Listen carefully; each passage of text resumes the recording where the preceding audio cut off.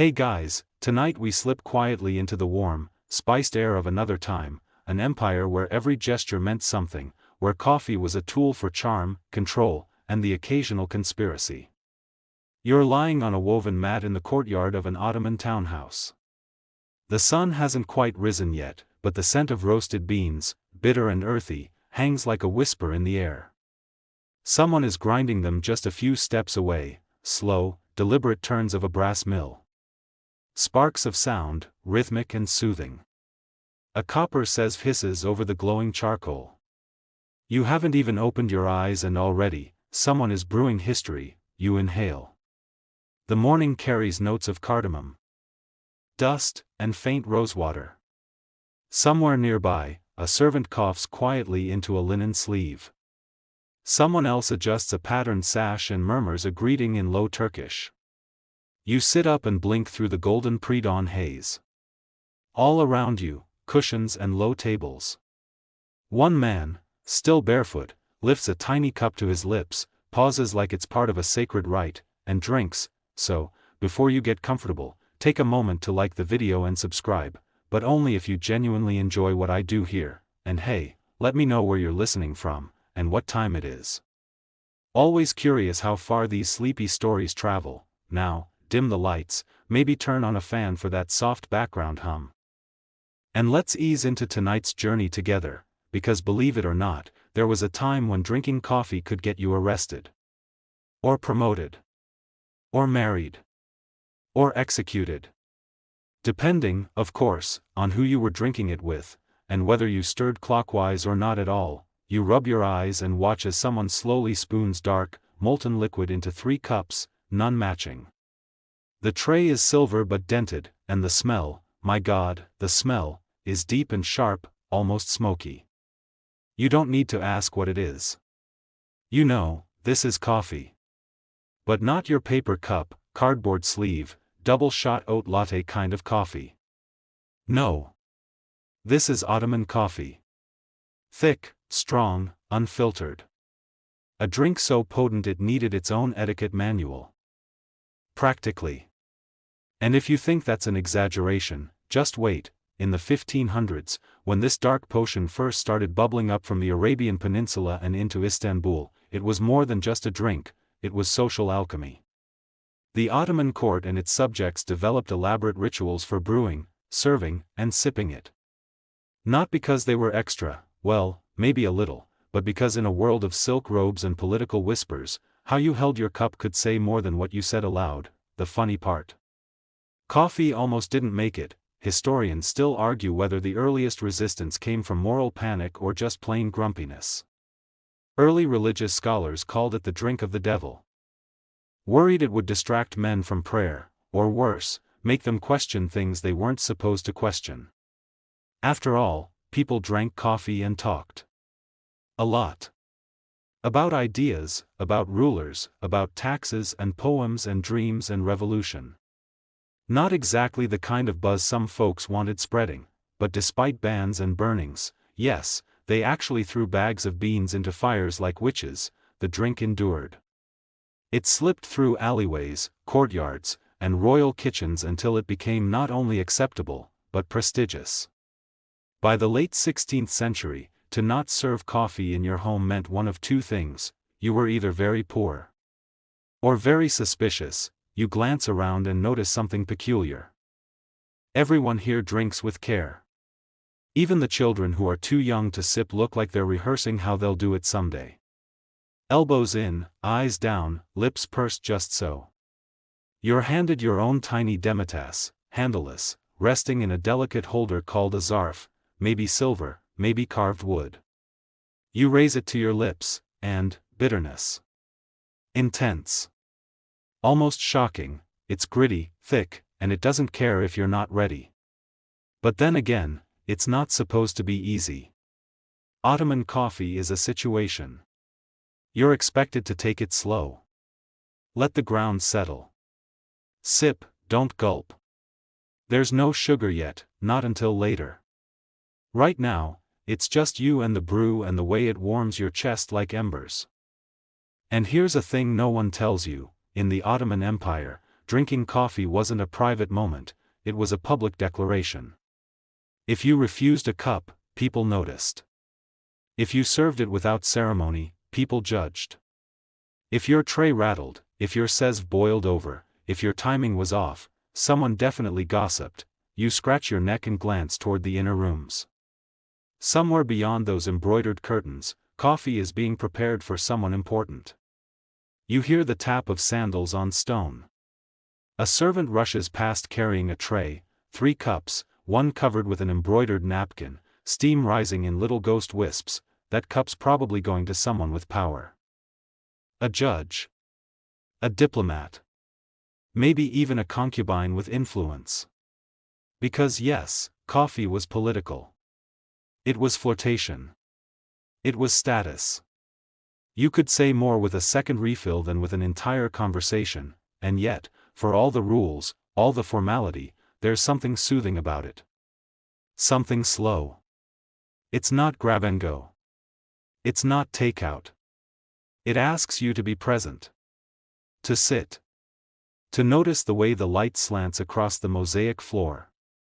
To listen to the sparrows pecking crumbs by the fountain. To breathe in spices, sandalwood, and the occasional bit of gossip. Your cup is empty now, but no one hurries to clear it. You place it down gently on the inlaid table, careful not to clink. You've only just arrived. And believe it or not, this is just the first sip. The second cup is poured with more ceremony than the first. This time, the zarf is made of mother-of-pearl and brass, its smooth ridges catching the soft daylight as it filters through carved wooden screens. You're handed the cup not by a servant, but by an older man with perfectly trimmed beard and a calm, unreadable face. His sleeves are wide and folded, deep saffron linen, and his movements are so precise, it feels more like choreography than hospitality. You nod in thanks, though you're not sure if that's enough. In this world, gestures have layers. Etiquette is the language. The way you receive the cup, one hand or two, with or without bowing, can whisper respect, assert status. Or accidentally cause offense. You choose both hands. It feels safer. He watches you drink. Not to pressure you, but to witness. It's a small ceremony. But these things are never truly small, not here. Not in the empire that wrapped 3 continents in silk, law, and ritual. Your host sits beside you, careful not to let the hem of his robe touch the damp edge of the marble step. He finally speaks, slowly, in a Turkish so clear you almost understand the rhythm of it. He tells you, through tone and glance more than words, that once, in the days of Suleiman the Magnificent, coffee was sacred. That each palace had Kavasibasi, a chief coffee maker, who held a rank not far from the Grand Vizier. That these men were trained not only in brewing but in listening. In discretion, because coffee, you see, wasn't just drunk. It was shared. And what was shared over coffee had the power to build friendships, or destroy them. As he speaks, a younger servant silently places a small porcelain dish in front of each of you. On it, 2 cubes of lokum, rose-flavored Turkish delight, dusted with powdered sugar. It's not dessert. It's balance. The bitterness of the coffee needs the sweet, just as shadow gives light its definition. You're told that in some circles, guests were judged not by how they entered a room, but how they handled the sugar. Too much, and you're seen as soft, decadent. Foreign. Too little, and perhaps you were stubborn, overly austere. There were meanings in every gesture. In the harem, the rules were even stricter. Women were trained to serve coffee as a form of art, communication, and even flirtation. A prospective bride might signal her feelings for a suitor by how she prepared his drink, sweet and warm for affection, salt and pepper for disdain. Imagine receiving a steaming cup only to taste seawater and crushed peppercorns. You wouldn't need a conversation after that. The message would be clear. Your host smiles faintly as he tells you this. He dips a corner of the lokum into his coffee, lets it dissolve a little, then eats it in 2 thoughtful bites. You follow suit, surprised at the way the sharpness of the brew suddenly becomes almost floral. There's a stillness now. You both watch the fountain in the center of the courtyard trickle into a shallow pool, where two orange carp drift lazily in slow circles. A cat stretches along the warm stone and yawns. You think about how different this is from your own mornings, how many of them begin with coffee, but rushed, hunched over a counter, a screen, a to-do list. Here, it's unthinkable to sip and move at the same time. The coffee commands presence. It slows you down to its rhythm. The call to prayer begins in the distance, faint, melodic, blending with the cooing of doves and the soft splash of the fountain. Your host pauses, then closes his eyes. Not praying, exactly, more like observing a moment.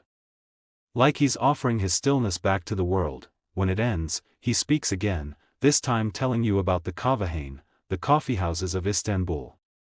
Places where poets, merchants, sailors, and spies all gathered around steaming cups. He says that in these places, men listened to tales of Alexander the Great, heard the latest gossip from Cairo or Vienna, played backgammon with serious brows, and whispered about rebellion. All over tiny cups of jet-black liquid. Not everyone approved. Sultans and muftis issued edicts trying to shut the coffeehouses down. Some saw them as places of danger, gatherings where dissent brewed as surely as the beans. Others worried they were dens of idleness, godlessness, even intoxication. After all, coffee did something to the mind. It sharpened, awakened, made men bold, so they raided them. Destroyed their stools. Smashed their cups. But the people kept coming back. They rebuilt. Brewed again. The man next to you taps his finger twice against the rim of his cup.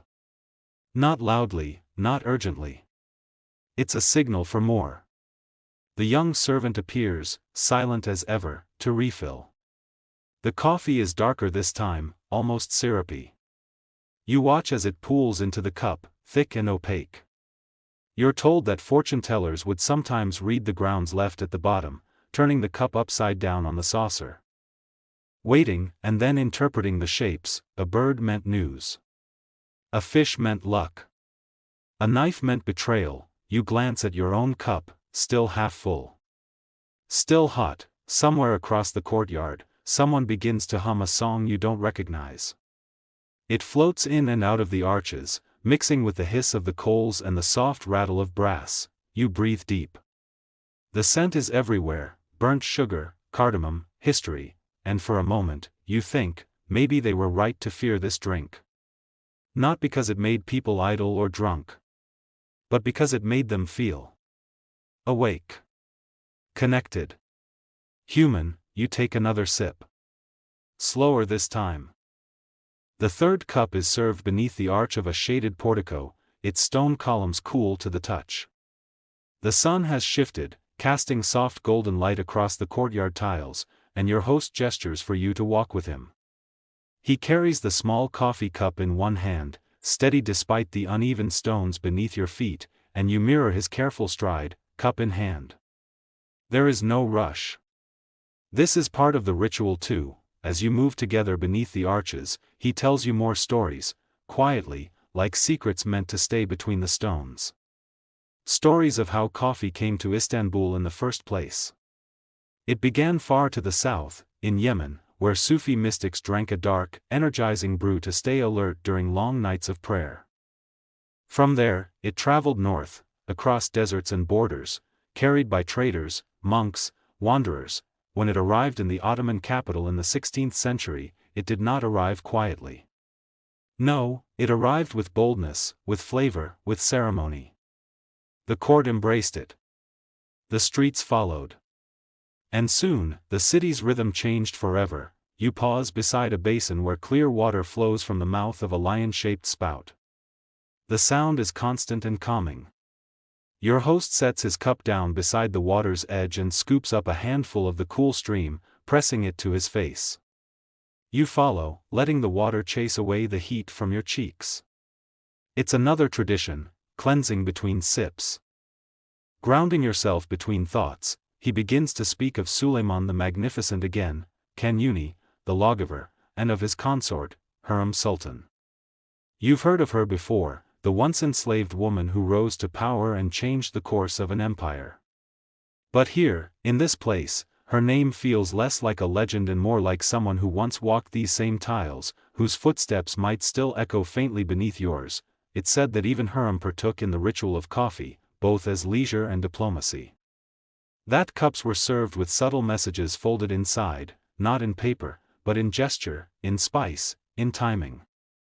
That coffee became a quiet language among the powerful, a way to speak without words. To promise without parchment. You sit again, now beneath a fig tree whose leaves filter the light into gentle, dappled shadows. The servant reappears, always just when needed, and offers a fresh pour. This time, the grounds have settled deeply, leaving the top of the brew almost translucent, like dark honey. A sprig of mint rests beside the saucer. Not garnish. Invitation. As you lift the cup, your host reaches into his sleeve and pulls out a small, leather-bound book. He opens it slowly, revealing lines of calligraphy so delicate they seem woven into the page. Poems. Verses written in Ottoman Turkish, in a hand too elegant for haste. He does not translate. Instead, he recites. His voice low, steady, like the hum of bees or the hush of wind over domes. You don't understand the words, not fully, but the rhythm is clear. It's a poem about longing. About waiting for someone in the quiet of morning, the coffee growing cold, the sky just beginning to blush. You understand that feeling. The universality of it. When he finishes, he looks toward the minaret in the distance and tells you that for many in this empire, coffee was not just for pleasure or alertness, it was a spiritual discipline. Something that opened the senses, cleared the mind, made the soul ready to receive wisdom. Just as incense burns before a prayer, coffee prepared the heart. You sip again. More aware of the warmth in your chest, the bitter pulse at the back of your tongue. The taste is no longer foreign. It belongs. The conversation drifts to etiquette once more. He tells you how coffee was never served to a guest on arrival. First came greetings, warm water, perhaps rosewater for the hands. Only after a moment of settling would the tray be brought, never directly handed, but presented, with the server's eyes averted in respect. And to refuse the coffee? That would be a quiet act of hostility. An insult wrapped in politeness. In some regions, offering coffee was the first step in a marriage negotiation. A suitor would visit the home of a young woman, and her family would serve the coffee. If the brew was perfect, if it was warm and balanced, the proposal might proceed. If it was cold, or absent altogether, that was the end of it. He chuckles softly as he says this, and you wonder how many broken hearts have cooled in unfinished cups. You ask about the sezv, the small pot in which the coffee is brewed. He brightens at the question. That, he tells you, is where the real alchemy happens. Traditionally made of copper with a long handle, the sezv is placed directly in the embers, not on flames. The coffee, water, and sugar are stirred once, never again, and then allowed to froth just to the edge before being pulled away. Done right, this creates a smooth foam on top. The kaymak, prized like the crust on fresh bread, 3 times it's brought to the edge, 3 times pulled back. No shortcuts. No boiling. The process itself is the point. You picture the fire, the glowing coals, the steady hand needed to coax the brew into life. No machines, no buttons, just memory and attention. There is something sacred in it. The fig leaves tremble overhead, stirred by a sudden breeze. A few petals fall from a nearby jasmine vine, drifting lazily to the ground. Your host sips again, then places his cup down, empty. He does not ask if you want more. He waits. The question is in his stillness. You raise your cup slightly. Just enough. And the servant nods once before vanishing through an arched doorway. The next cup arrives slower, with a different weight. You're not sure if the porcelain is heavier, or if it's the gravity of the conversation beginning to shift. The servant places the tray with a deliberate grace, this time with 2 sugared almonds on the side, pale and polished like tiny stones. A small gesture, you've learned, can carry centuries of significance. Your host leans back, the folds of his robe rustling like silk over stone. You are no longer simply drinking coffee, you are participating in something ritualistic, something shaped by etiquette but deepened by time. The fourth cup, he says, is the one where talk turns to things that matter. He tells you of the coffeehouses. The coffee houses of Istanbul. Places where men gathered not merely to drink, but to think, debate, play. These were not taverns. There was no wine, no music. Just the gentle clink of cups, the rustle of pages, and the rolling cadence of conversation. You try to picture one. Dark wood interiors, walls lined with shelves holding texts in Arabic, Persian, Ottoman Turkish. In one corner, a scholar leans over a chessboard. In another, two poets argue softly over a couplet. Nearby, a storyteller recites the tale of Layla and Majnun, his hands moving like waves over the rhythm of his voice. A scribe grinds ink in the corner. A youth, barely 20, sketches a design for a mosque dome in charcoal on scraps of linen. The room smells of cardamom, dust, and ink. He tells you that in the 16th and 17th centuries, these spaces multiplied rapidly. Istanbul alone had hundreds. Some perched along the Bosphorus with views of bobbing boats and seabirds, others tucked deep in marketplaces or behind mosques, nearly invisible to the hurried passerby. There was a hierarchy, of course. Some were frequented by officials, some by tradesmen, some by artists and outcasts. But in all of them, the rules of coffee remained the same: never rush the cup. Never interrupt the silence between sips. And never let a game of backgammon end without the dignity of a final drink. Not everyone approved. He chuckles as he recounts how the religious elite occasionally viewed the coffee houses with suspicion. After all, gatherings of men speaking freely, away from the gaze of the palace or the pulpit? It made some nervous. There were edicts, temporary bans, occasional closures, but they never lasted. The people always returned. He gestures toward the sugared almonds.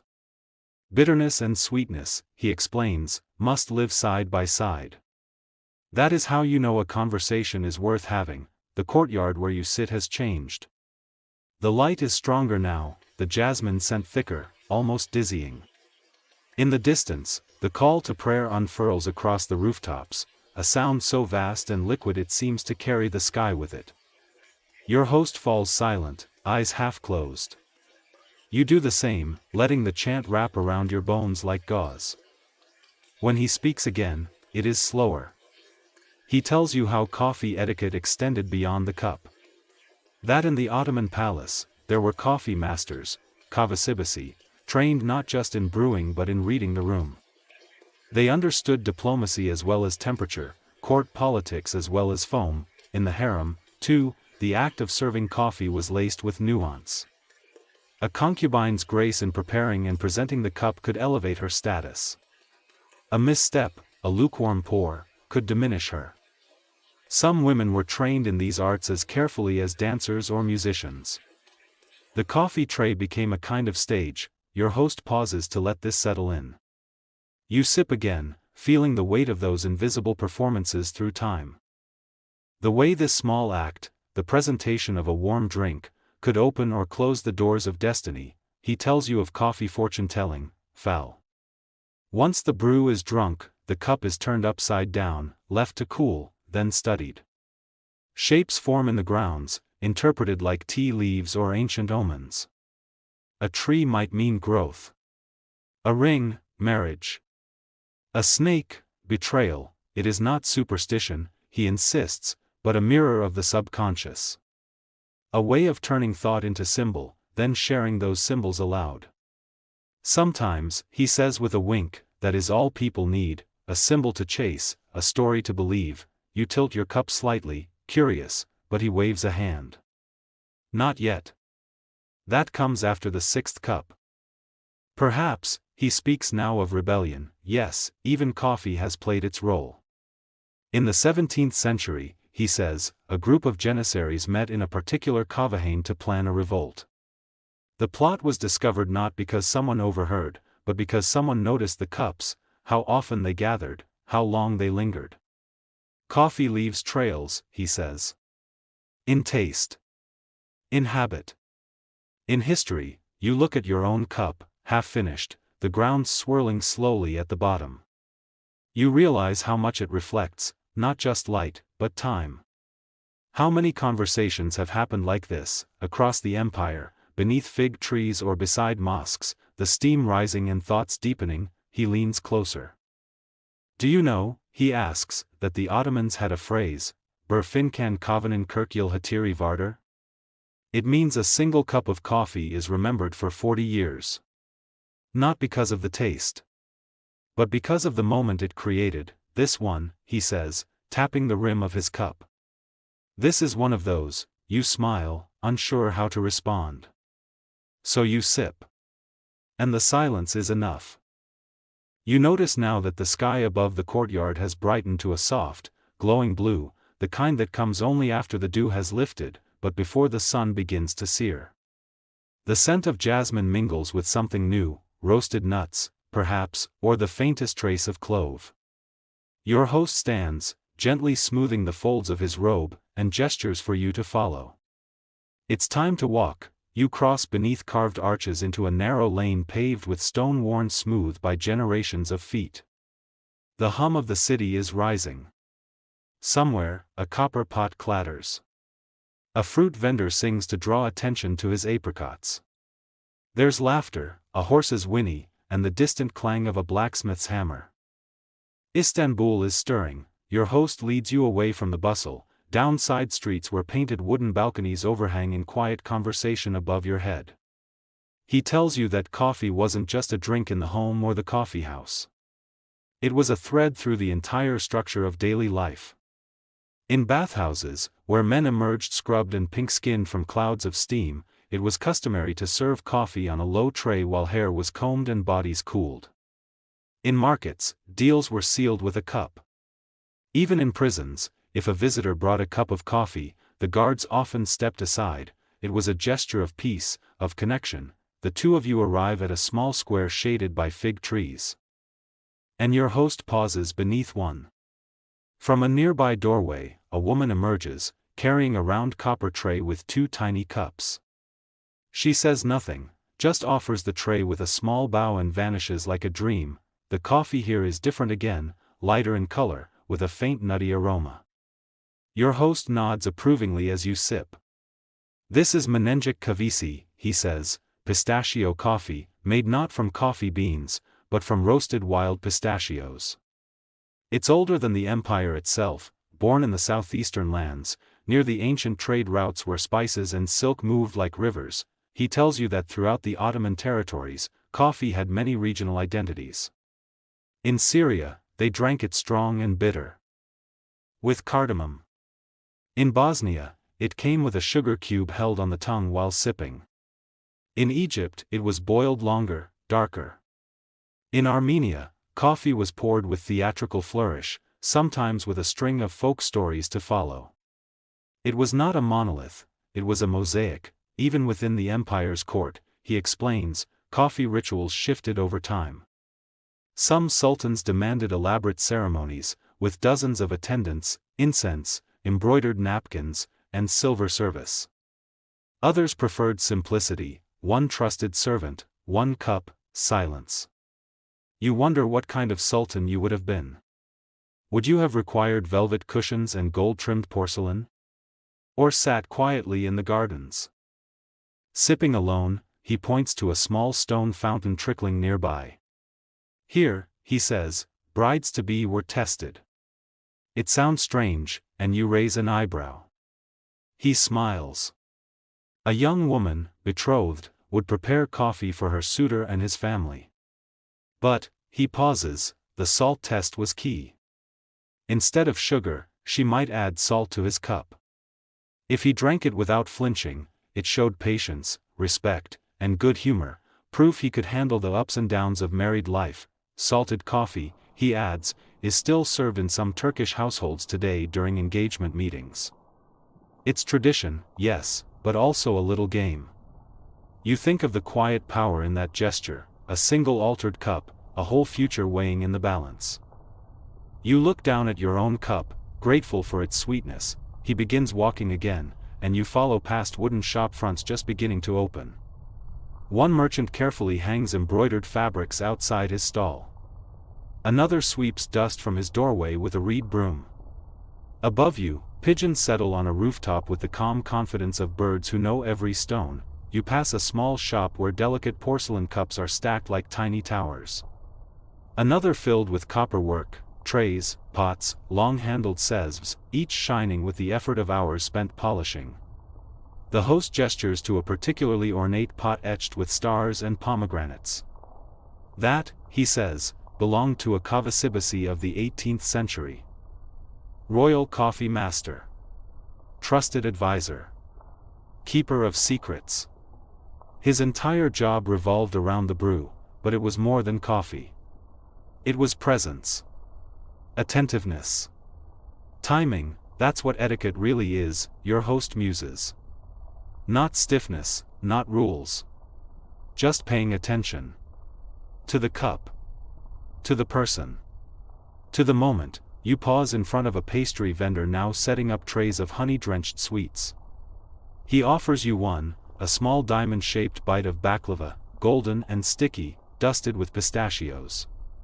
You eat it in silence, and afterward, another cup of coffee appears, darker this time, with a single green cardamom pod floating like a boat in the center.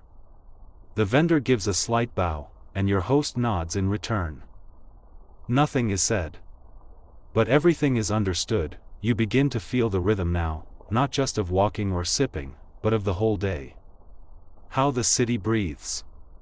How the etiquette isn't merely about manners or decorum. It's about connection. Mutual regard. Slowing down enough to notice how someone hands you a cup. Whether they turn the handle toward you. Whether they waited for you to sip before speaking. Whether their silence meant comfort, or grief, or simply depth, and it isn't only in Istanbul. As your host reminds you, the empire stretched far.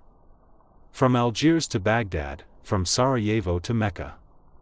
And in every city, the cup meant something slightly different, but always something.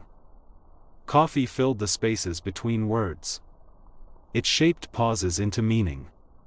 It turned waiting into communion. You reach a small courtyard with a single olive tree at its center. Your host sits beneath it, stretching his legs slowly. He says nothing, just gestures to the empty spot beside him. A moment passes, then another cup arrives. The tree above you shimmers in the rising light, its silver-green leaves rustling softly like whispered prayers. You settle beside your host, the cup in your hand warming your palm. The flavor this time is more intense, earthier, deeper. Perhaps roasted longer, or brewed slower. The subtle bitterness tugs at the edges of your tongue, then gives way to a velvety aftertaste, leaving you thoughtful. This, he says, is mira, a strong, bitter coffee traditionally served in the Arab provinces of the empire, especially among the Bedouin and tribal communities in what is now southeastern Turkey and parts of the Levant. It's not Turkish coffee as you've known it. There is no foam, no sugar. It's poured from a tall, narrow pot called a dalla, into tiny handleless cups, often no more than a thimble in size, but with mira, it isn't the drink itself that holds the power, it's how you receive it, he explains the ritual. The server, often a young man trained from childhood, presents the cup with the right hand. You must take it with your right, drink in 1 or 2 sips, then return the cup immediately. If you don't? If you hold on to it? That signals something more, a request, perhaps, or a challenge, even a confrontation. Holding the cup too long can be seen as disrespect. Or an invitation to negotiate, you're surprised. A drink so small, so brief, yet its consequences are immense. He chuckles. Etiquette as code, he says. Like poetry in motion, in those regions, coffee is also bound to hospitality. If a stranger appears at your tent, you offer them 3 cups. The first is for peace. The second for friendship. The third, after you've eaten together, spoken, learned each other's names, that one seals the bond. To refuse a cup is an offense. To leave without finishing all three is worse. These weren't merely formalities, he continues. In the vast, open deserts, where days pass in wind and heat, trust isn't a luxury, it's survival. Coffee became the bridge between guests and hosts, the unspoken agreement of safety and honor. A cup could carry the weight of an alliance. Or a truce. You begin to see the empire differently now. Not as a monolithic force, a single banner flapping over many lands, but as a web of conversations, of customs shared and adapted, each region weaving its own meaning into the ritual of the brew. Your host traces his finger on the stone floor, drawing a circle. Coffee etiquette wasn't only about consumption, he says, but about timing and respect. In the high courts of the empire, to bring coffee too early might suggest haste or nervousness. Too late. Disrespect. The foam must be unbroken. The cup must face the right way. In some places, the handle must point left, toward the heart. Even among equals, etiquette ruled. If two friends shared coffee in the countryside, one might pour, the other serve. You never poured your own cup. That would be selfish, impolite. And if someone visited your home, the order of serving mattered, first the guest of honor, then the elders, then the rest. To misstep was to insult. Not by malice, but by neglect. The wind shifts, and a fig drops nearby with a soft thunk. Your host doesn't flinch. He continues, eyes half closed, voice like gravel worn smooth by time. He speaks of the palace once more, Topkapi, Dalmabas, the glittering centers of power where coffee was woven into the very fabric of ceremony. Within the harem, women of different ethnicities brought their own traditions, Albanian, Circassian, Georgian, Arab, and coffee served as a common language. They drank together not as rivals, but as performers in a shared ballet of gesture and ritual. A favored concubine might be trained in the art of kov sunyama, coffee presentation. Her movements choreographed, the way she entered the room, bowed, poured, smiled, retreated. It was a performance of grace, awareness, and timing. The Sultan, receiving the cup, could read her message in the angle of her bow. Sometimes, coffee said more than words. He tells you of an old Ottoman proverb, Kov, muhabbatin bahanesator. Coffee is the excuse for conversation. It was never just about the drink. It was always about the moment shared, the silence held. The presence acknowledged. You sip again, and the mirror seems stronger now, like it's waking something in your chest. You feel more alert, but not restless. Just more present. Your host tells you that among dervishes, those seekers of the divine, coffee was used to prolong prayer, to awaken the senses before the long whirling meditations. In Sufi gatherings, a master might offer a cup before reciting mystical poetry. It wasn't indulgence. It was preparation. Even today, he says, you'll find traces of this reverence. In weddings, where coffee is served before vows. In funerals, where the bitter cup honors the pain of loss. In family gatherings, where an argument may be paused for coffee, because the etiquette demands a return to respect. Even just for the duration of the cup, you watch as a sparrow flits past, lands on the low fountain rim, then disappears again. The courtyard feels suspended in time, like the empire itself still hums faintly beneath the dust and cobblestones, and suddenly, you realize something. Every cup you've tasted today, each one, though different, has carried not just flavor, but memory. The almond beside the cup. The way the server bowed. The brief touch of the cup's rim against your lower lip. The slight pause before the first sip. All of it has shaped your understanding, layer by layer. This is what they meant by etiquette. Not rigidity, but reverence. Your host stands again, slower now. He offers you his hand, not a command, but a request. You take it, rising gently, and leave the cup behind. There will be more to drink.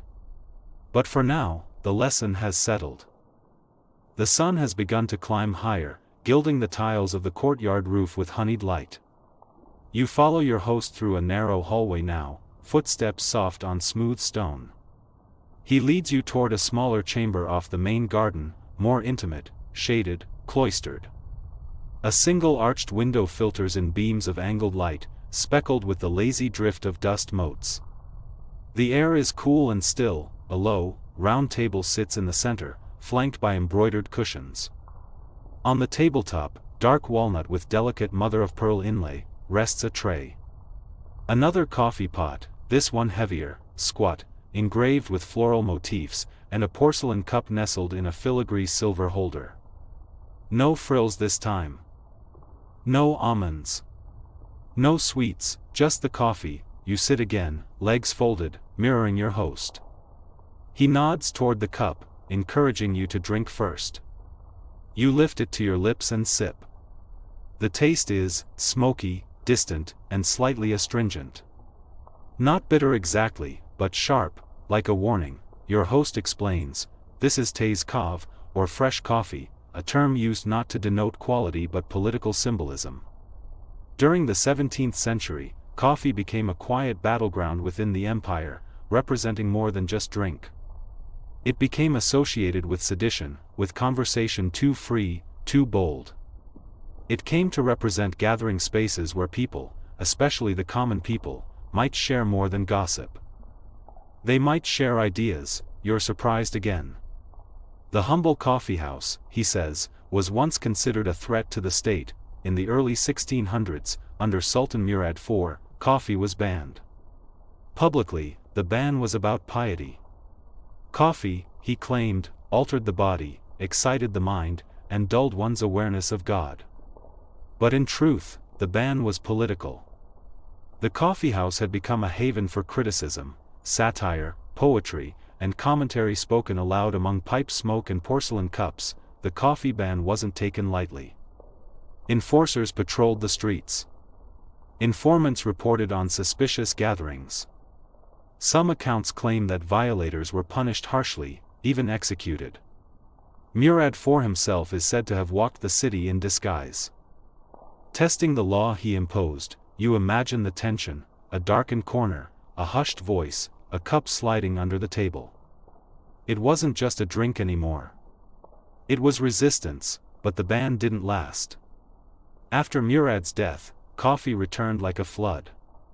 With it came the revival of the kahvehane, the coffeehouse, not just in Istanbul but throughout the empire. He gestures gently to the window. These coffeehouses, he tells you, weren't what we picture today.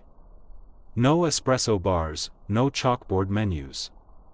They were more like salons, long wooden benches, shelves lined with divans, and walls hung with calligraphy and ink drawings. Lamps glowed with amber oil, and the floor was swept bare. Musicians might play the ney, a reed flute, or recite long passages of Mesnevi, Sufi poetry. You sip again. The smoky flavor grows on you. In these houses, men gathered not simply to socialize but to engage, sometimes in games, like tavla, backgammon, or chess, sometimes in debate. Topics ranged from agriculture to philosophy, from recent military campaigns to the latest political intrigue. And all around, the coffee was poured, slowly, attentively, by servers trained in silence. There were different types of coffeehouses, he says. Some were for tradesmen. A carpenter might drink beside a weaver, discussing the rise in wool prices. Others were for officials or scribes, a place to read aloud the latest court decrees. Some were for poets, some for gamblers, some for exiles.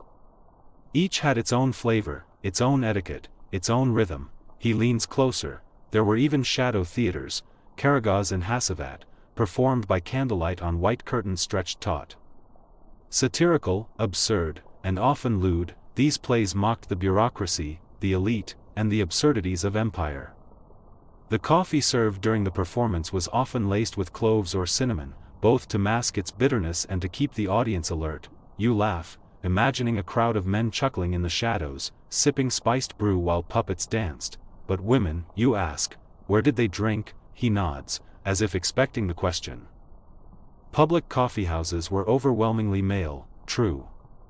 But women had their own rituals, just more private. In harems, in upper-class homes, in garden courtyards screened by trees and walls. They gathered in what were called salon-lar, not official spaces, but still social ones. They shared gossip, music, prayers, and yes, coffee. In elite homes, a servant might brew mastic-flavored coffee or add a drop of rosewater, delivering it on silver trays with perfumed napkins. Some women, he tells you, even used coffee as a form of subtle defiance. In arranged marriage negotiations, a bride-to-be might serve her suitor coffee with salt instead of sugar, a silent protest against the match. Everyone at the table would smile politely. Of course. But the message was clear: you sip your smoky brew again. It's cooling now, but you drink it anyway, your host continues. Coffee was so embedded in daily life that even the legal system adapted. In the 16th century, an Ottoman woman could cite her husband's failure to provide coffee as grounds for divorce. That's how sacred the ritual had become. Coffee wasn't a luxury. It was a right. Outside the window, you hear the distant toll of a bell. Not a church bell, not here, but the clang of a hammer at the docks perhaps. A reminder that the city, whatever era you're in, moves always in quiet circles. Your host rises slowly. He moves to a small shelf in the corner and retrieves an old book, its leather spine worn, its edges softened by time. He opens to a page where a hand-drawn diagram shows the layout of a 17th-century Istanbul coffeehouse, the entrance, the cup shelf, the long central divan. You trace the shapes with your eyes, imagining yourself there. Low voices, flickering light, the gentle clink of porcelain, and the occasional sharp burst of laughter. You're not sure if the coffee is making you drowsy or hyper-aware. But you're still listening. You're still learning. The stories are far from over. The room you're in feels smaller now, more enclosed. Not because the walls are shrinking, but because your mind is pulling inward, focused, settled, but curious still. Your host, now seated across from you again, pours another cup. This one is darker than the others, its surface glossy and still. The smell is familiar, comforting: caramelized sugar, roasted earth, a trace of spice. This time, he doesn't speak right away. He lets the silence stretch, lets the steam from the cup draw invisible patterns between you. When he does begin, it's with a question: have you ever considered the weight a cup of coffee can carry, not in terms of volume, but in meaning? In ritual. In promise. Because in the Ottoman Empire, coffee wasn't just a drink or a social act. It was diplomacy. It was a message between rivals. A gift between empires. A gesture, subtle but powerful. He gestures to the tray. Take, for instance, the way coffee was used in courtship. In Ottoman households, particularly among the middle and upper classes, coffee played a central role in matchmaking. A suitor would visit the home of a potential bride, not alone, of course, but with elders and gifts. He would sit with the girl's family, exchange formal greetings, and eventually, the coffee would arrive. It was the bride-to-be who would prepare and serve it, and this is where things grew interesting. If she liked the suitor, or at least accepted the match, she would sweeten the coffee. Not excessively, but gently. A sign of approval. But if she did not approve, if she opposed the match or was being forced into it, she would add salt instead of sugar. The taste was unmistakable. And she wouldn't apologize. She wouldn't even flinch. Everyone would sip in silence. The message delivered, and understood. No arguments. No scenes. Just etiquette. You sip your cup and imagine the tension, the careful calculation behind such a small act. It wasn't rebellion, but it was agency. A way for women, often voiceless in public life, to make their feelings known through custom. Your host nods knowingly. In diplomacy, too, coffee served as a quiet language. When foreign envoys visited the Ottoman court, the serving of coffee was choreographed down to the second. Who poured it, how it was carried, what the cups looked like, whether there were sweets on the side, each detail reflected the empire's stance toward the visitor. A tray of ornate porcelain with rosewater and candied fruit. A signal of warmth, alliance. A single cup, plain and unsweetened, without fanfare? A calculated coolness, a reminder of distance. In fact, some ambassadors were judged by how they handled the moment of coffee. Did they bow too deeply? Did they reach too quickly? Did they sip before the Sultan did? Every gesture could be read. And when the Ottoman envoys traveled abroad, they brought this tradition with them. One such emissary, he tells you, was Suleiman Aga, who visited the court of Louis XIV in 1669. He shocked the French court with his elegance, his aloofness, and, most importantly, his coffee service. He refused to eat the French food, instead hosting his own banquets where he served thick Turkish coffee in delicate cups. His presentation was flawless. The court was enchanted, more than enchanted.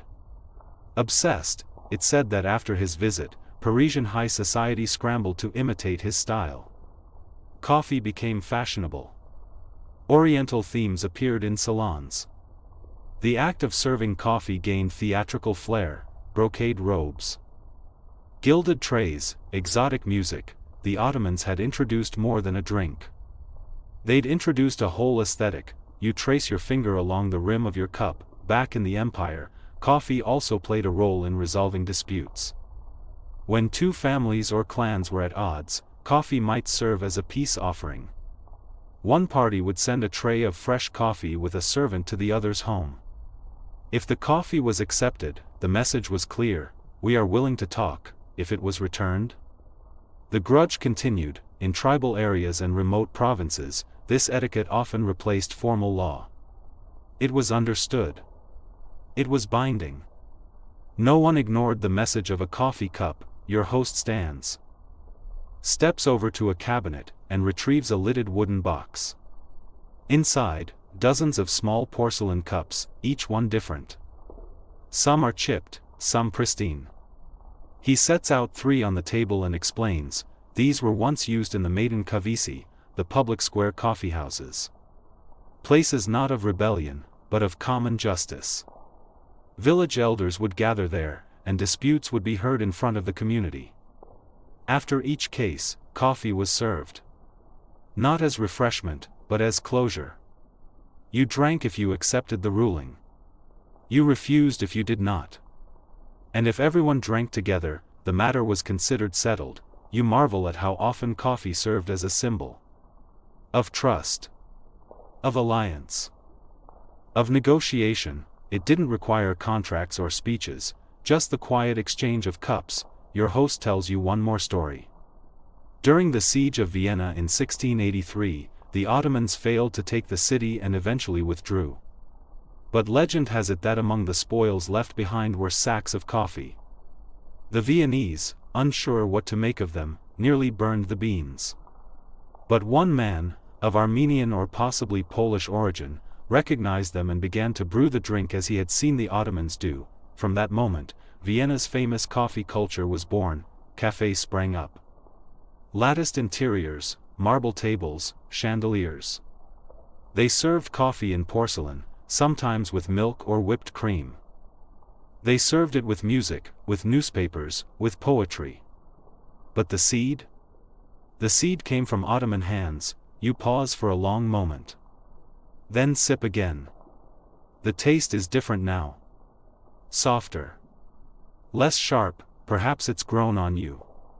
Or perhaps you've changed. Your host leans back and smiles. He doesn't need to speak. You both understand, this coffee, this cup, is a conversation. And the silence between sips, that's part of the message too.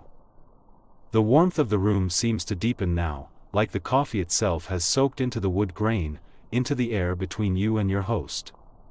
Outside, night holds steady. Quiet, unhurried.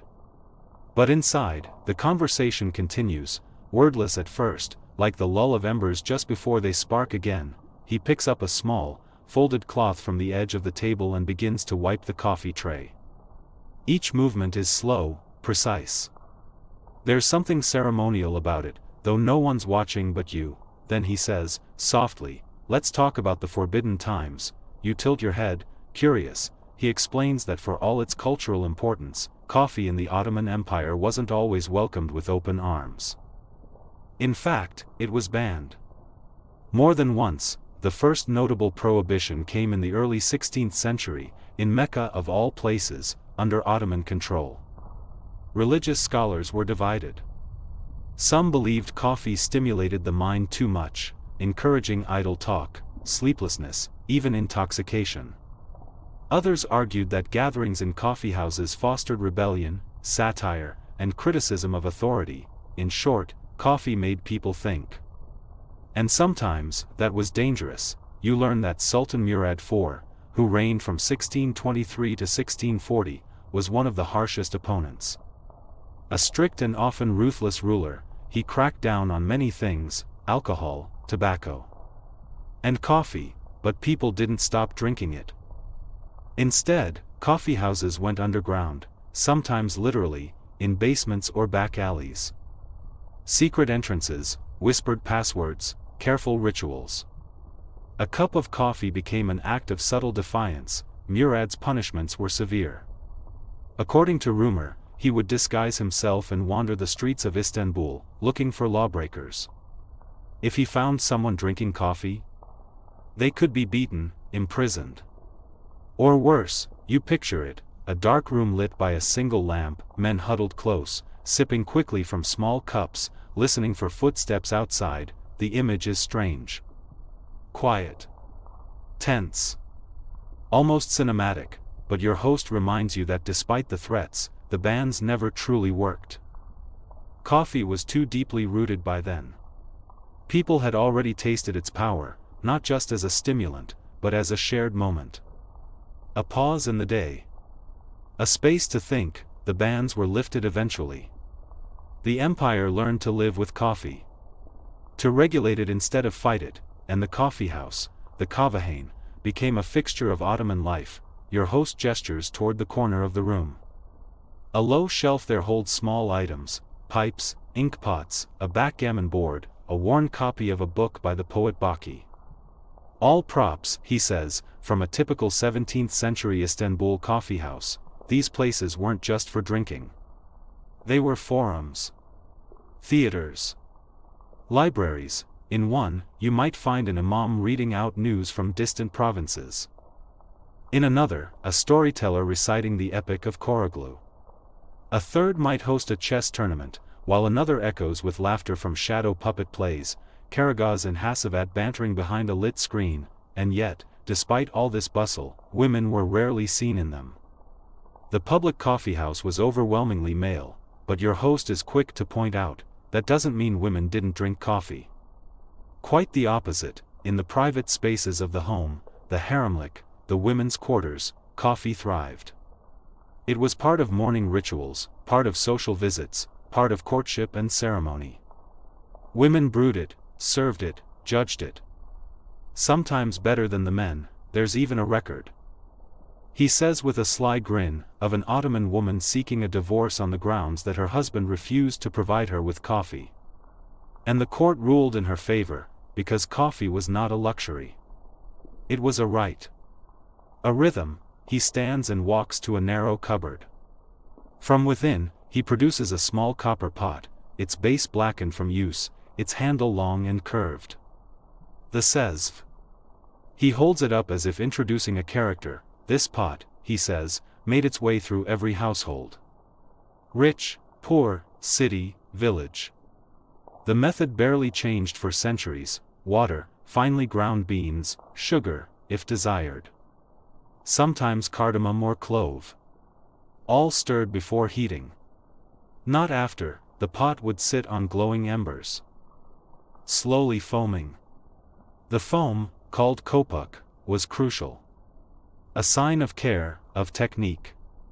You didn't boil coffee, you coaxed it. Too much heat, and you'd lose the flavor. The aroma. The patience. He places the sezv back gently. You wonder how many generations it's passed through. What hands held it. What stories it overheard. He tells you, next, of a term, tiryaki. It means a habitual coffee drinker.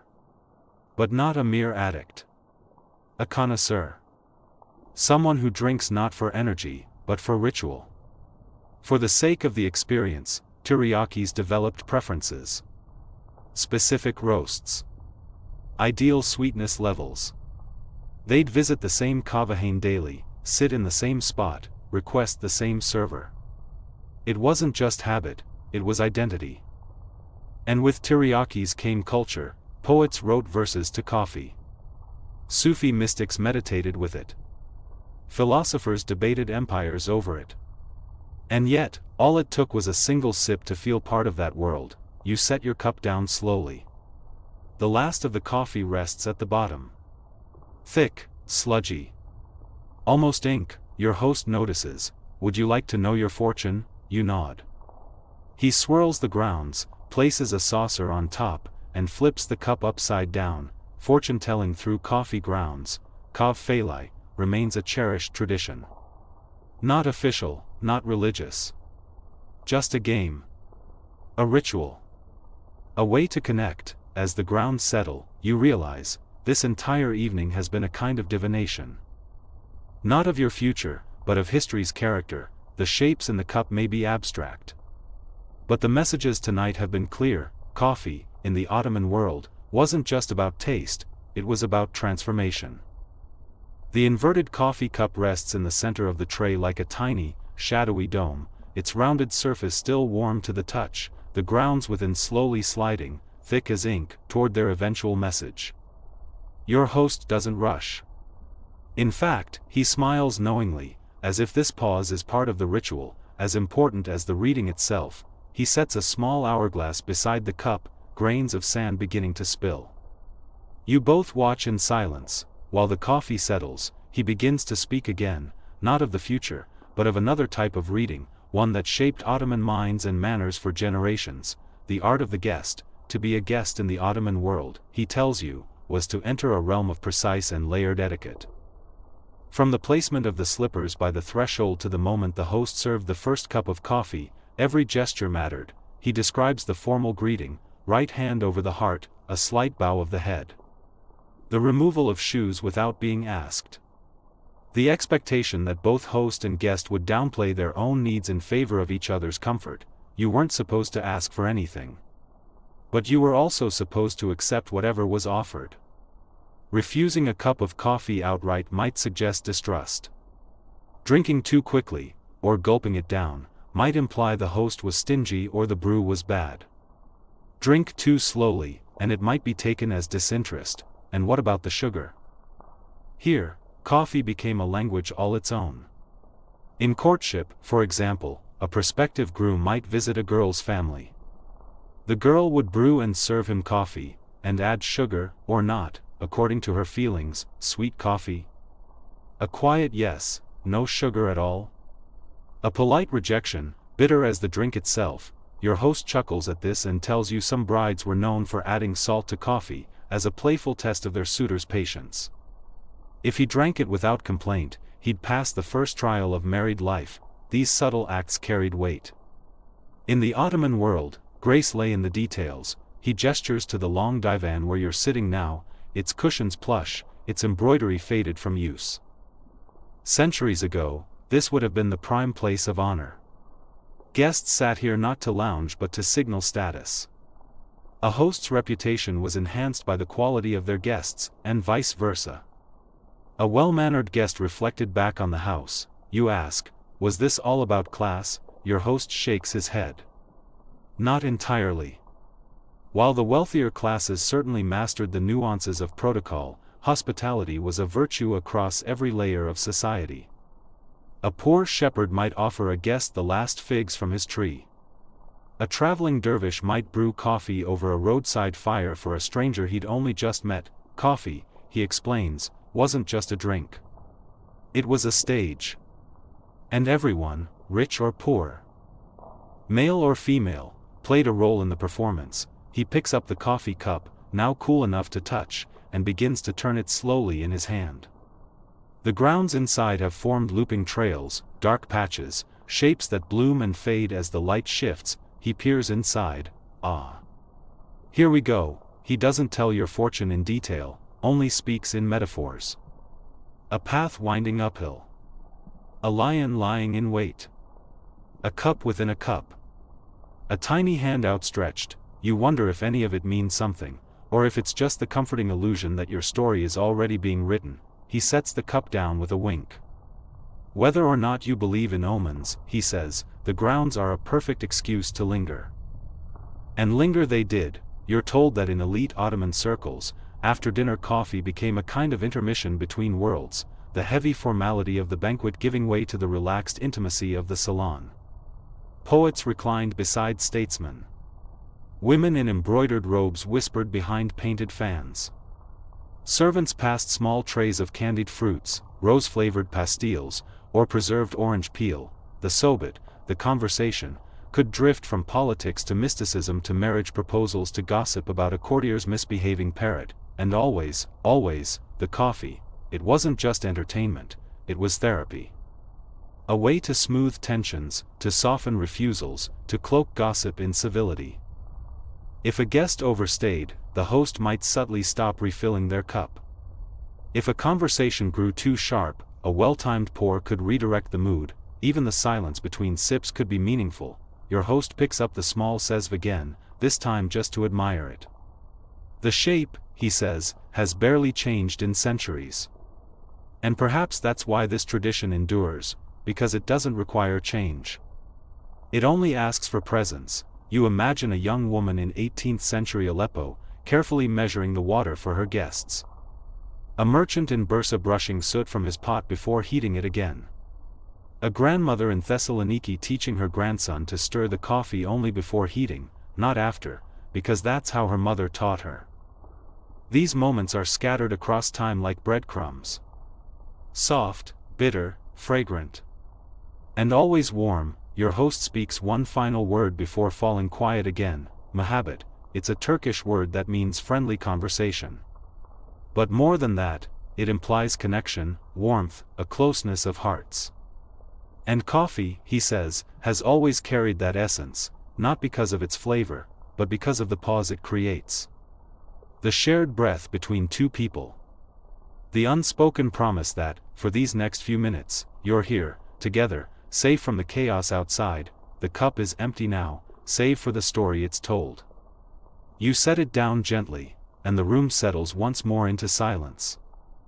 The cup rests in its saucer, an empty vessel now, but heavy with unspoken meaning. You glance around the quiet room, the dim golden lamplight still painting soft shapes along the wooden shelves, the embroidered wall hanging gently shifting with a draft.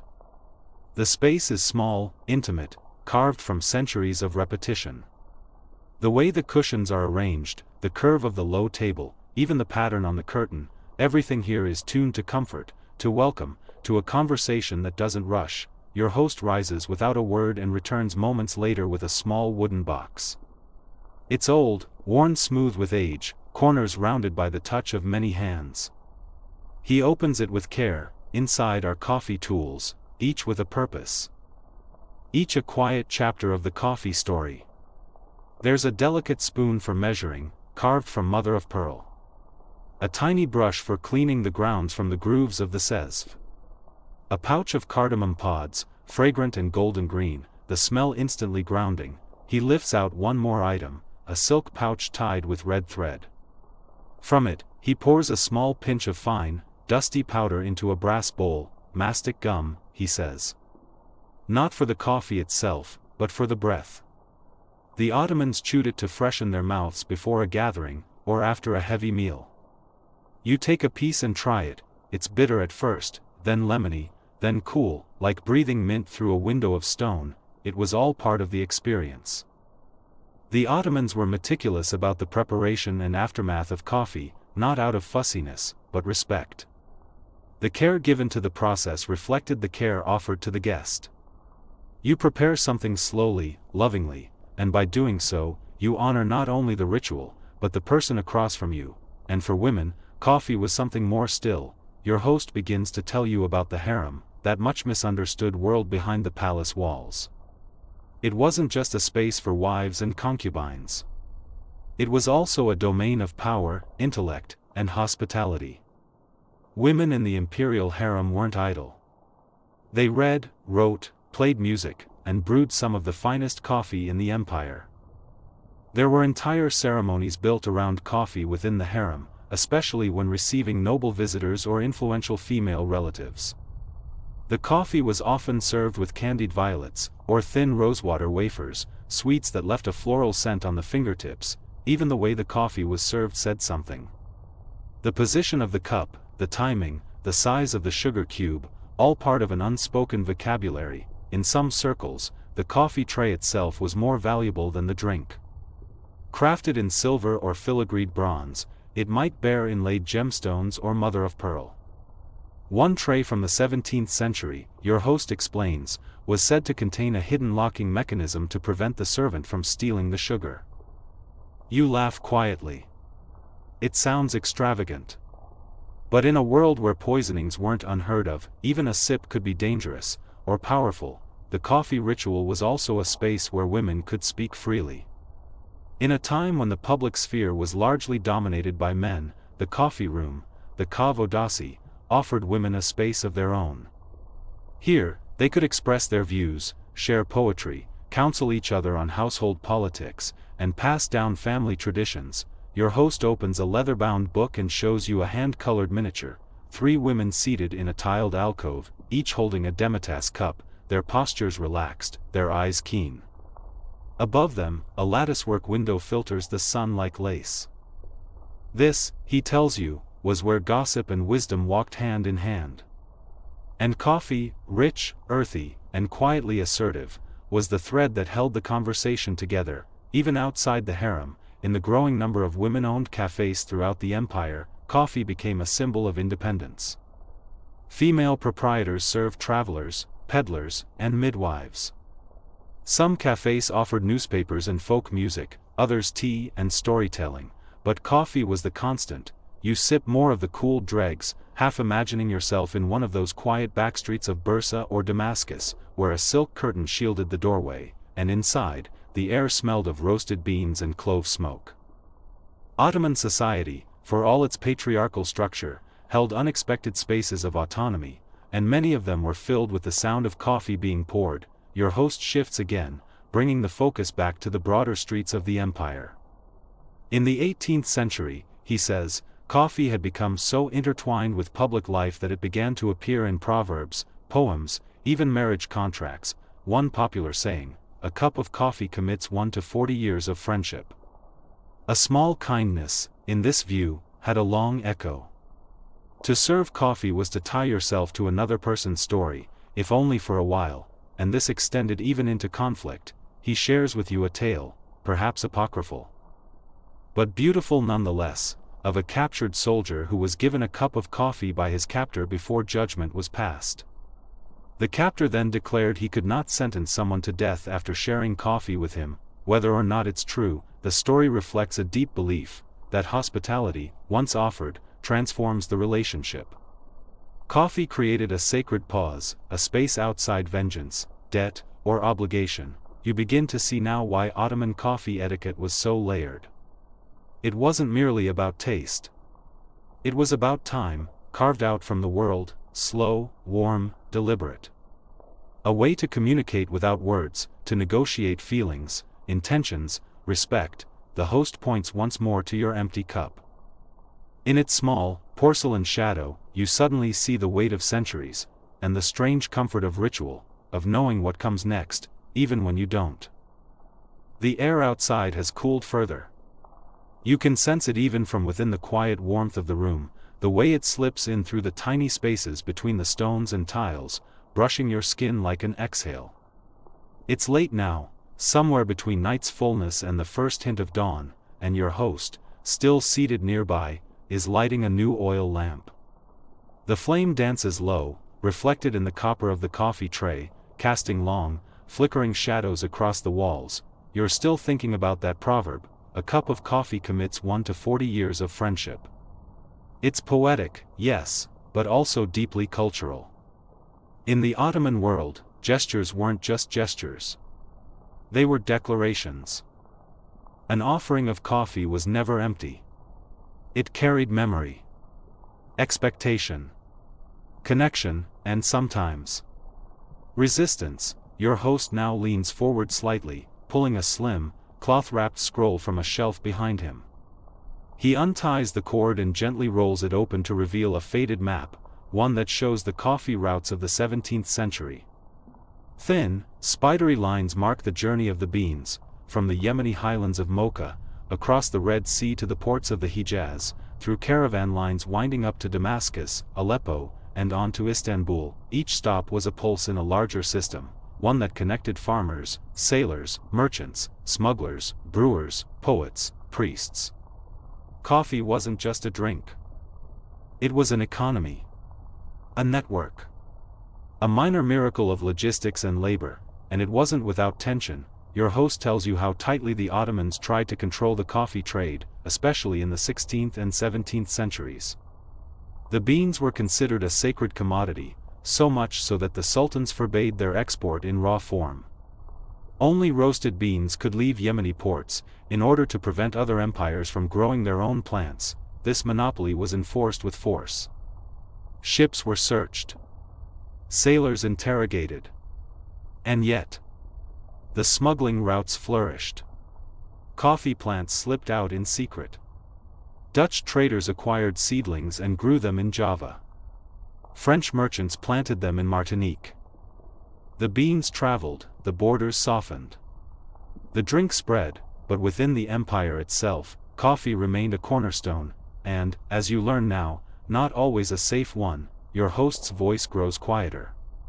He tells you about Sultan Murad IV, an intense, puritanical ruler who, in the 1620s, banned coffee entirely. Alongside tobacco and alcohol, it was considered a corrupting influence, a fuel for sedition and rebellious thought. The Sultan would sometimes patrol the streets in disguise, dressed as a commoner, watching for anyone daring to sip from a cup. Those who were caught faced harsh punishment, beatings, imprisonment, even execution, and yet, the cafes never closed, they went underground. Quite literally, in some cases, hidden behind false walls, below street level, or disguised as spice shops. The rituals continued. The conversation flowed. Even as the empire tried to suppress the drink, it couldn't suppress the culture around it, because coffee was more than a beverage. It was a space, a kind of shared, sacred pause in a noisy world. Your host begins to recite a verse, an old poem from the 17th century, penned by a cafe poet whose name is mostly forgotten. The cup is dark as ink, the thought it holds is bright. In silence we sip, and speak more than words can write. You imagine him, that poet, hunched in the corner of a smoky kavahane, his robe dusted with ash. His eyes scanning the room as he wrote. Around him, traders murmured over ledgers, storytellers practiced their openings, old men played chess with measured precision. And in the background, the constant, steady clink of porcelain cups meeting saucers, the rhythm of thought. The coffeehouse, you realize, was a theater of the everyday. In a time before modern entertainment, this was where people went to feel. To think. To observe others and be observed in return. There were entire professions built around it. The meta, public storytellers, would occupy corners and draw crowds with their tales. The ser, poets, used coffeehouses as places of reading and critique. There were coffeehouses for philosophers. For craftsmen. For merchants. Even for janissaries, the elite Ottoman soldiers. These had their own strict etiquette, their own songs and sayings, and within these walls, revolutions sometimes began, or at least, the murmurs of them, because when people gather, ideas spark. Not all coffeehouse conversation was idle. Political dissenters, thinkers, reformers, they found in the dim corners of these establishments a place to voice their visions. The empire's rulers knew this, and periodically tried to clamp down. Spies were sent to eavesdrop. Certain cafes were closed, but the habit endured, and over time, even the court relented. The later sultans not only accepted the presence of coffeehouses, they embraced them. Coffee became a state symbol again, with elaborate ceremonies at Topkapi Palace.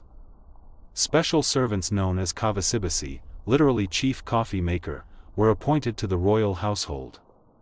Some rose to immense power, simply by being close to the sultan during those quiet, caffeinated moments. It wasn't only the drink.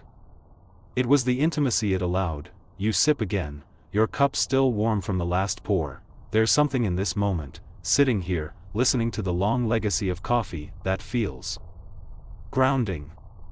You're not just hearing a history. You're inhabiting it. It's in the scent, the soft light, the weight of the cup in your hand. This is what the Ottomans understood, perhaps better than most. That ritual could offer more than comfort, it could offer meaning, even rebellion, even peace, a moment claimed back from the noise, a sip between storms. The oil lamp flickers lower now, its flame smaller, its glow gentler. You stretch slightly, shifting your weight on the floor cushions as your host leans back and begins to refill your cup again, just a little. A half pour, rich and fragrant, meant not to burden the drinker but to extend the moment. In Ottoman etiquette, the cup's fullness spoke volumes. Too much could be seen as careless or rude, too little, withholding. But the ideal pour, halfway, signaled respect. A balance between offering and restraint. A small, golden gesture of grace. You accept it with a slight nod, as the Ottomans might have done, right hand raised in acknowledgement, fingers gently curled. No words. Just presence, and presence, as you're beginning to feel, was everything in this world of coffee. It extended even to marriage. Your host now tells you a story, one passed down through households, embroidered through generations. In Ottoman Anatolia, before a marriage proposal was accepted, the suitor would visit the home of the prospective bride. There, in the presence of her family, the young woman would serve coffee to the guest, but not just any coffee. Sometimes, particularly if she wasn't too keen on the match, the girl would mix the coffee with salt instead of sugar. Or pepper. Or, in the boldest versions of the story, even crushed garlic. A subtle signal of refusal. Masked in civility, it was a quiet act of agency. A way to express herself in a world where women's choices were often constrained. And yet, if the suitor drank it without complaint, it might win her favor after all, a mark of patience, humor, or humility. These courtship rituals, like so much in Ottoman life, revolved around the small details. The pour. The spice. The silence. A bitter cup could carry a deeper sweetness, and in return, a sweet cup, well balanced and smooth, might whisper promises that even a poem could not. Beyond matchmaking, the domestic sphere had its own coffee customs. In the kitchens of the harem and the upper households, preparing coffee was an art form in itself. The coffee was ground with care, using a mortar and pestle. The water was heated over slow coals. The sezv, that small copper pot, was watched with intense focus. One wrong moment, and the foam would collapse. To serve a perfect cup required not only skill but sensitivity. You needed to read the heat. Feel the timing. Listen for the right hush in the bubbling, that soft exhale when the foam crested just right, and if you were a Coffee Usta, a master coffee maker in the palace, your career could hinge on that foam. Some were promoted to great ranks for their excellence. Others were dismissed quietly for overboiling the brew. Even the vessels mattered. The fincan, or demitasse, was often nested in an ornate holder, porcelain surrounded by filigreed silver or enameled copper. These weren't just decorative. They protected the fingers from heat and the coffee from spillage.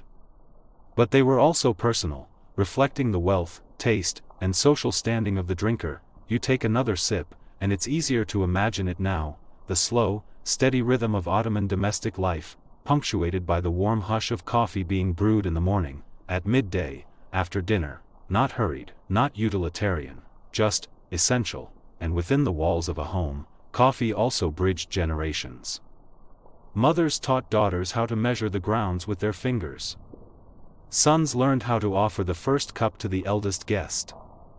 Grandparents murmured old sayings over steam and sip, like, "One cup of coffee leaves 1,000 memories." It wasn't just about taste. It was about memory, about honoring those who came before by continuing the pattern. You close your eyes for a moment, and in the quiet of the room, the sound of distant footsteps echoes softly from the corridor. You imagine a different house now, somewhere deeper in the empire, a whitewashed home in Damascus or a low-ceilinged stone room in Edirne, early morning, dappled sunlight, the clink of a sezv against a stone hearth. The swish of skirts. The lullaby-like stir of a spoon in a cup, these were the sounds of Ottoman intimacy. The textures of home. And yet, coffee also reached out into the world. The domestic sphere was its beating heart, but its influence radiated outward, into business, diplomacy, and daily survival. Your host, thoughtful now, runs a finger along the edge of the copper tray and tells you about traveling merchants. Ottoman traders who would never set off without their coffee kit, portable sezvs, small pouches of ground beans, maybe even a folding tripod for heating over coals on the road. Coffee was sustenance. Mental clarity. Familiarity in unfamiliar places. To brew it was to summon the comforts of home, even far from its walls, and so, Ottoman diplomats carried it with them, too. When they traveled to the courts of Europe, to Vienna, Paris, London, they brought not only treaties and gifts but beans. And not just as refreshments. As symbols. To share a cup was to signal peace. Friendship. Negotiation. Some say the taste was an acquired one for European palates, dark, unfiltered, intense. But the elegance of the ritual left an impression. In time, it would inspire the birth of new traditions, the French café, the Viennese coffeehouse, the English coffee room. The Ottoman domestic ritual had gone global, but here, in this room, in this soft-lit moment, it remains personal. You glance down again at your cup, its rim slightly stained now with residue, its warmth fading. A quiet indicator that the moment is ending. But your host refills it one more time. Only a splash, because in Ottoman etiquette, the final pour was often the lightest. A signal that the gathering was nearing its close. A kind gesture of tapering, like the final notes of a lullaby. It said, "We have spoken. We have shared. Let us remember." And so you do, you sip. You breathe. You linger. The final pour lingers in your cup, its heat fading gently into your hands. You rest the porcelain vessel within its filigreed copper holder again and allow yourself to lean back just slightly. The air around you carries the faintest scent of cardamom and smoke. A breeze touches the curtain, a whisper of the outside world still waiting, but you stay, settled in this domestic stillness, and let your thoughts meander into another room of Ottoman life, the grand harem, not the romanticized vision of forbidden decadence that Western imagination too often paints, but the actual private quarters of the imperial palace, a realm of routines, rules, and relationships shaped by centuries of tradition. Here too, coffee flowed like ritual. Within the harem walls of Topkapi Palace, women gathered over coffee in the early morning, just as men gathered in divans and reception halls. But in the harem, the cup carried different meanings. Coffee became a thread woven through the hierarchy of women, concubines, consorts, governesses, and the powerful Valide Sultan herself, mother to the reigning sultan and often the most politically influential woman in the empire. To be invited for coffee by the Valide Sultan was more than hospitality, it was a gesture of favor. And for those who served it, the stakes were equally high. Imagine a young concubine, newly assigned to the harem's domestic staff. Her training includes dance, music, language, and coffee service. She must learn to grind with the right rhythm, pour with the proper tilt, observe the facial expressions of her mistress without asking questions. She must know when to offer sugar and when to keep the taste bitter. Because even bitterness could carry meaning, if paired with the right silence. In that world, coffee was diplomacy cloaked in fragrance, and outside the palace, in households across the empire, from Aleppo to Sarajevo, women treated the act of brewing coffee as part of their daily rhythm, their private art. It was a pause in the labor of life, a way to mark time, to share a whisper, or to reflect, even in hardship. Coffee remained. During times of mourning, women drank it black and unadorned. During childbirth or illness, they might mix it with milk or medicinal herbs. In times of joy, weddings, births, homecomings, it was shared with sweets and laughter, passed from one hand to another like an heirloom. the beans themselves became something precious. Merchants traveled along twisting roads to deliver roasted blends to inland villages. Markets buzzed with sellers hawking Yemeni or Ethiopian varieties. Families stored the precious grounds in ceramic jars, sealed with wax to preserve their strength. It wasn't just a drink, it was a keepsake. A token of wealth, a sign of care. Some families kept inherited cesves. Passed from mother to daughter, their copper worn smooth by years of gentle polish. Others embroidered coffee napkins with delicate floral patterns, wrapped around porcelain cups like silk shawls, and always, there was etiquette. In Ottoman domestic culture, to offer coffee and not drink with the guest was a breach of decorum. To place the cup in front of someone and walk away without speaking was rude. To sip too quickly or noisily was frowned upon. To interrupt a cup with harsh words, nearly unthinkable. The coffee moment was a kind of truce. Even among neighbors with strained relationships, sharing a cup might soften tensions.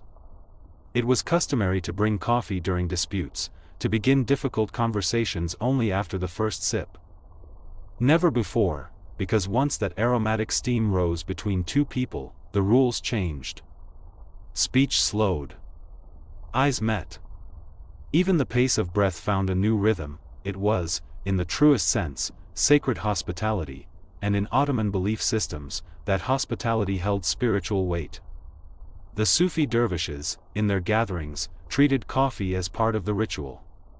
A stimulant not of chaos, but of clarity. Something to awaken the self before entering conversation, prayer, poetry. It was said that a cup of coffee prepared with love could cleanse the heart. You begin to feel how that might be true. Your own heart beats more slowly now. Your thoughts soften like twilight at the edge of an old stone city. You can almost hear the echo of voices in a tiled courtyard. Laughter.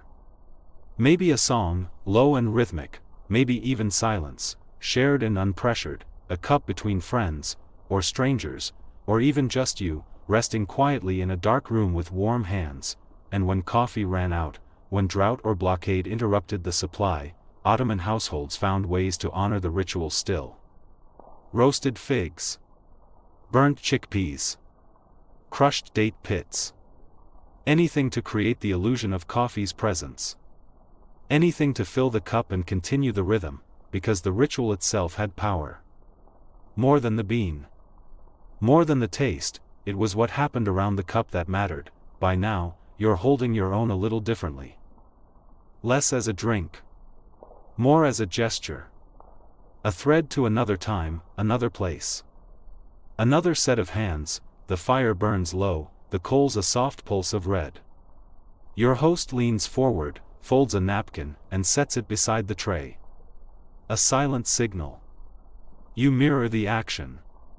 Not rushed. Just complete, and before you rise, one last look at the empty cup. The future, some believed, could be read in its remnants. Fortune tellers trained in tasseography would peer into the swirl of coffee grounds, searching for symbols. A bird, a road, a pair of eyes. They would tell your fortune by the shapes left behind in the bottom of the cup, proof that even the end of the coffee held mystery. You tilt your own cup slightly. No clear images. Just flecks. Still, you smile, because the real magic wasn't in prediction, it was in presence. You place the cup on the tray. The air is still now. The room at rest, and you breathe, fully and deeply, once more. You stand now, gently stretching your limbs. The evening air folds around you like worn velvet. Your body is loose, warm from within. Your mind floats somewhere between memory and mist, but the story of Ottoman coffee culture doesn't quite end with domestic silence or palace elegance. No, there remains one final realm to visit. One last scene before rest, the public coffeehouse. Step outside the home, past the alleyways of clay and stone, past the wagons and walnut trees. Follow the lantern-lit road toward the heart of the town or quarter. You'll find it there, a wooden building with wide windows and open doors, soft laughter and curling smoke spilling into the street. This is the coffeehouse, not just a cafe, but a cornerstone of Ottoman male social life. At first glance, it seems modest. worn benches, oil lamps, simple tin trays. Yet inside, the coffeehouse thrums with life. Men sit cross-legged around low tables, their hands curled around warm cups, their voices low and layered. Stories move here, like rivers changing course, some come to gossip, others to debate. Many just to be. It's not rowdy, not loud. It doesn't need to be. The act of gathering, of sitting near one another, of sipping in rhythm, is the thing. Even if words are few, but don't be fooled by the quiet. Ottoman coffeehouses were engines of public opinion. Ideas brewed here alongside beans. Politics, poetry, jokes, and revolts. Many began at the edge of a cup. The earliest known Ottoman coffeehouses appeared in Istanbul around 1555, opened by two Syrian merchants. At the time, the idea of men congregating for leisure without religious purpose was suspicious. Critics saw danger in unstructured conversation. Others saw potential. Soon, the coffeehouse spread like wildfire. By the 17th century, there were hundreds in the capital alone, each with its own style. Some catered to poets, others to storytellers, others to merchants or janissaries. Some had musicians, string players whose fingers echoed the rise and fall of thought. Others had books, chessboards, backgammon, or nothing at all, just benches and steam. In a deeply hierarchical empire, coffeehouses offered a strange flattening. A merchant might sit beside a soldier, a craftsman beside a scholar. For a time, their differences dissolved into the dark mirror of the shared cup, and what cups they were, the ceramics varied. In some places, simple clay. In others, ornate Iznik designs, blue and white patterns of tulips and vines, glinting under lamplight. Sometimes the cups sat in brass holders, too hot to hold on their own. Sometimes they arrived with a piece of lokum, Turkish delight, or a string of sugared almonds, the scent of roasted beans mingled with tobacco, sweat, citrus oil. It was not a sterile place, but a living one. On certain nights, a meta might stand, a traditional storyteller. No stage, no script. Just voice and presence. He would unfold tales of Nasreddin Hoja, the wise fool, or recite verses from the Divan poets. The audience would sip, listen, chuckle, murmur, snap their fingers. It was theater and theology, leisure and learning, and always, coffee ran at the center, but the state took note. More than once, sultans banned the coffeehouse. In 1633, Murad IV ordered the destruction of many, believing they stirred sedition. Undercover agents would roam, disguised as patrons, listening for treason. In some eras, coffeehouses were seen as threats to order, yet the bans never held. People returned. Quietly at first, then boldly, because the coffeehouse was more than a venue. It was a verb. A movement. To gather, to think, to be seen. By the 18th century, they had become permanent fixtures. Town squares without coffeehouses felt unfinished. Travelers marked cities by them. The best coffeehouse in Edirne, they'd say, or a fine view from the one near the aqueduct. And still, rules persisted. In most cases, women were not admitted, at least not as patrons. Their domain remained the home. But female equivalents existed in other spaces, bathhouses, gardens, shared courtyards. And always, coffee was close by. You picture now a small coffeehouse near a port. The kind sailors visit after weeks at sea. Salt still clings to their coats. Their eyes are tired, but glad. One leans forward to ask about news from the interior. Another sketches a boat in spilled grounds. The keeper, an old man with a limp, refills their cups without asking. They are strangers and yet not. This was the magic of the Ottoman coffeehouse. It was a pause in the day. A bubble in time, and unlike the palace or home, the coffee here was cheap. Accessible.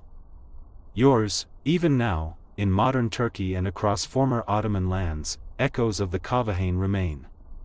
You see them in tea gardens and roadside stands, in cafe corners where old men play cards beside sugar cubes. You feel it in the etiquette, the way the server places the cup gently, without rush.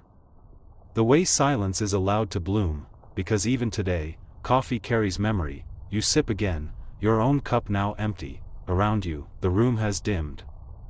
The sky through the window glows soft as pewter. Your breath is slow.